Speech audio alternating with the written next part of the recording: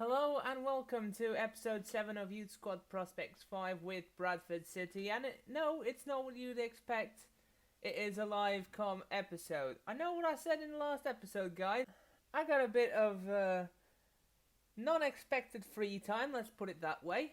And I am going to play an episode for you. So let's get into it. 4 games today: Stevenage, Cambridge, Newport County and Plymouth. Those are the games remaining in February. Hopefully we'll get some scouting updates in the end. Hopefully in the end we'll get some scouting updates back. And for once, for the first time this series I think, I don't have any kit upgrades today, so let's get on with the action. First game of this episode, we're hosting my personal nemesis on FIFA. Stevenage are consistently the team that I face where everything goes wrong. So hopefully the Burger King badge will help us out because I've put a heavily rotated side out. My team is knackered, especially the best players. Only Donaldson and Kavanagh really survived from the first team. Donaldson. Through ball. Here is Kelly inside. Donaldson inside for Danielkov. He's got the chance. He's one-on-one and he hits the post.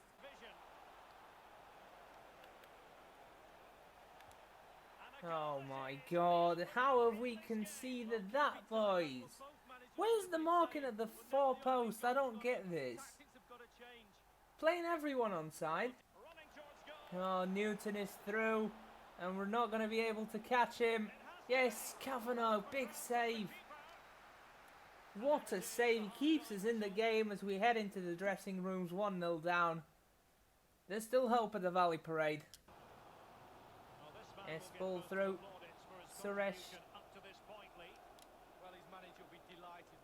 Bruno again. Yes, back inside. Finished by Kelly. We've got it in finally.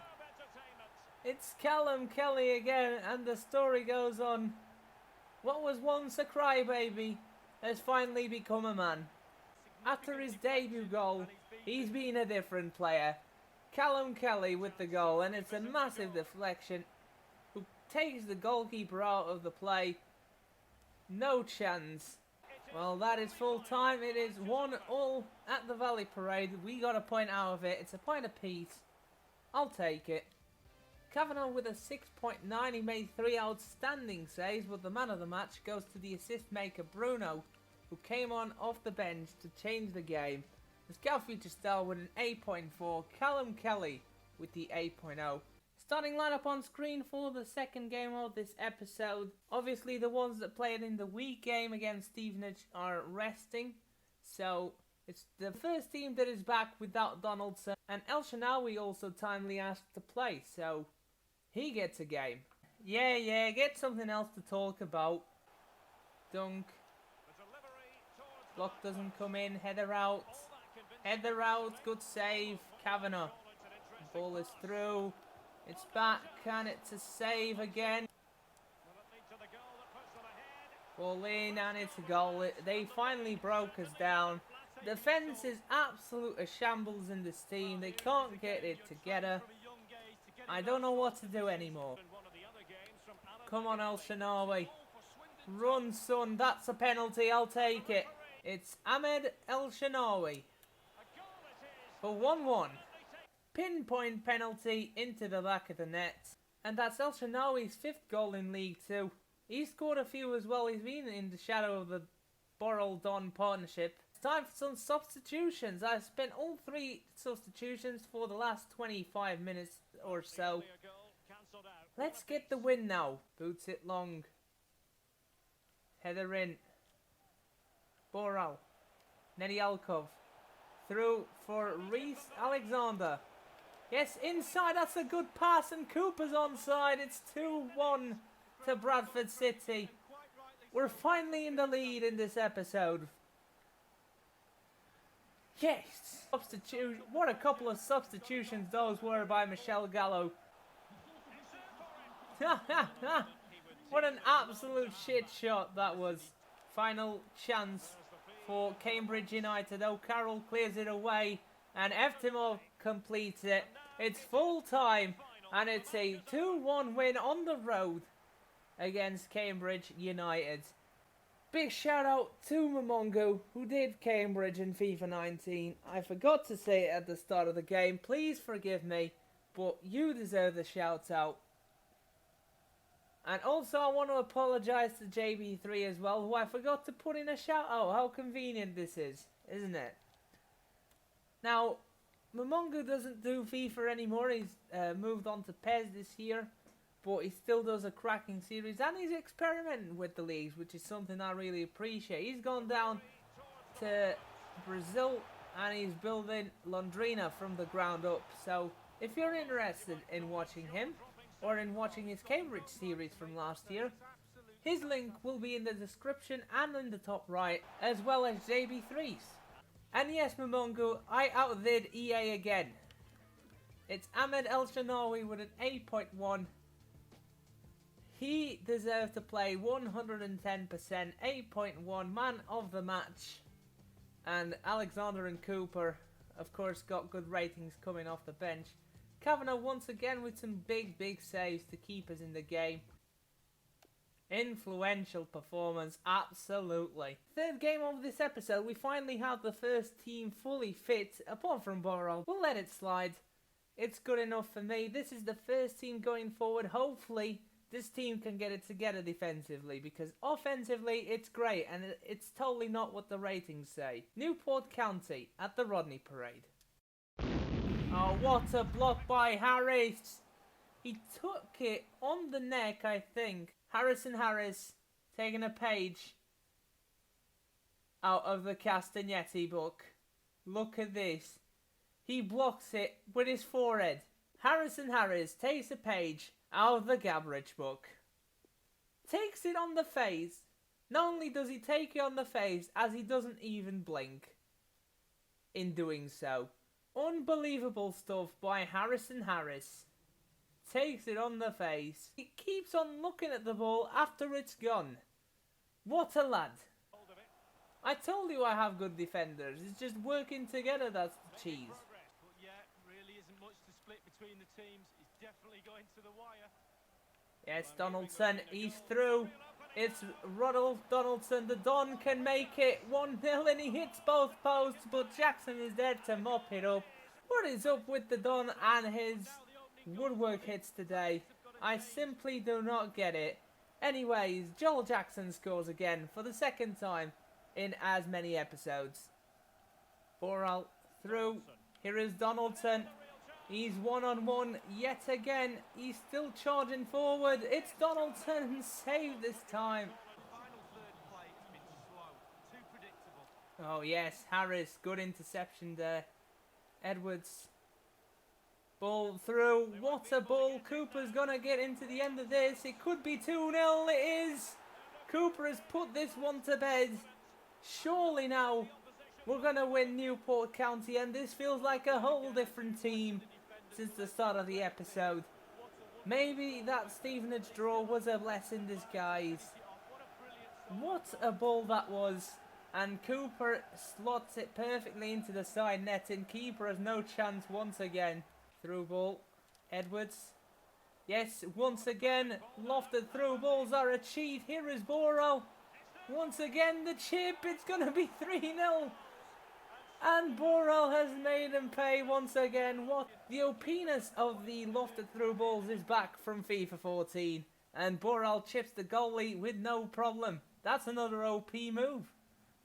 Right there on the spot, and Gallo with that classic fist pump. Borrell's 11th goal in League 2. He's catching up to the Don as he's missing golden chances.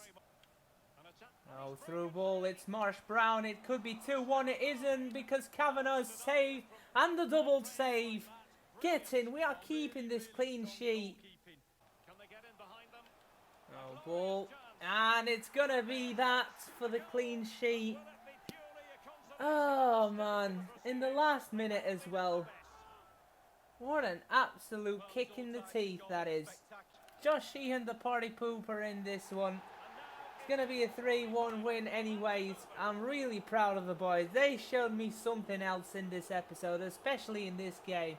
It's official. Live comm is the best. What an absolute stormer of a game that this team put on. Borrell was the man of the match with an 8.5, Edwards, Jackson and Bruno follow suit with 8.4, and Cooper with the 8.2 as well.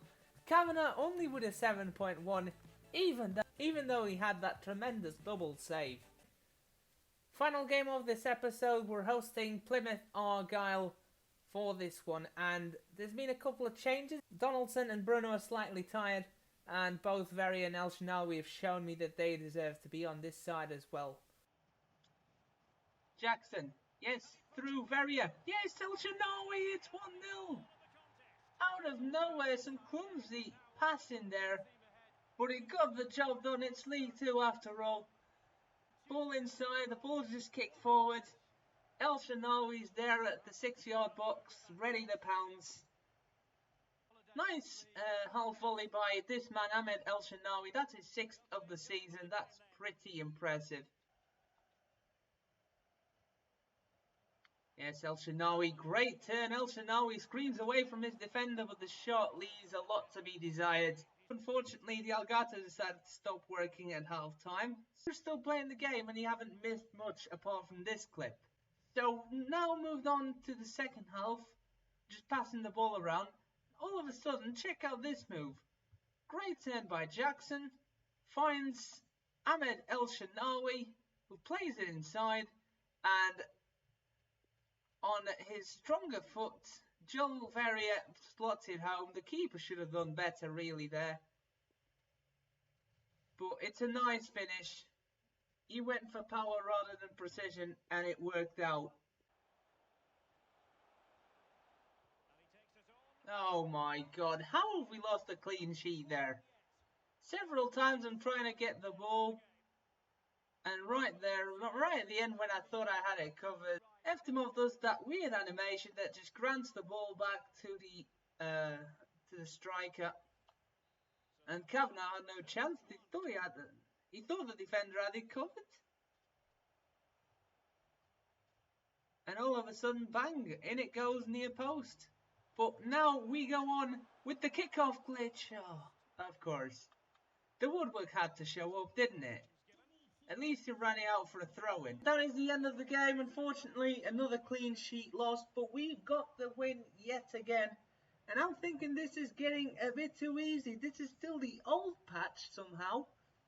But this is either getting too easy or I just evolved. I don't know. I guess that's it. It's just the team is getting better as well. Not only me on the controller. And there he is, Joe Verrier with the man of the match. Influential performance by him and Ahmed El Shinawi. But overall, the team just felt wonderful to play with.